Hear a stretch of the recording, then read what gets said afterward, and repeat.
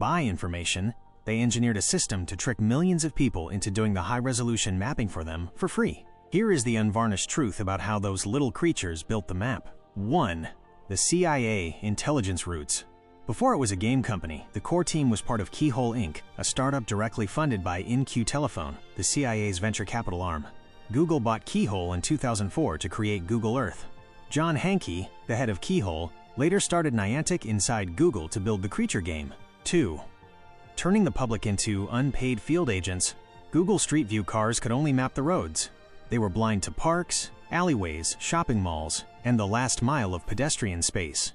The bait. They placed the creatures, Pokemon, and Pokestops in specific high-value locations like murals, historical markers, and business entrances. The labor. To play. Millions of people walked to these exact spots, pointed their cameras at them, and uploaded live GPS and visual data. The result. The public effectively mapped the interior and pedestrian world in high definition. Google Niantic didn't have to hire a single surveyor. They just gave you a digital sticker for your work. 3. The mapping extortion. By buying or utilizing this data, Google gained a monopoly on ground-level pedestrian intelligence. They used the game to track patterns of life, exactly how people move through a city on foot, which paths they take, and where they congregate. 4. Other creatures used for mapping. While the digital creatures are the most famous, Google has used actual animals to map places cars can't go. Sheep. They put cameras on sheep to map the Faroe Islands. Camels. They used camels to map the Liwa Desert in the UAE.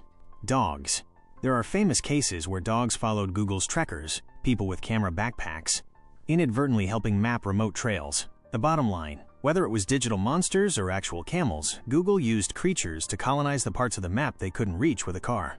They took the physical world, digitized it via unpaid labor or animals, and then sold that access back to you and every other business on the planet.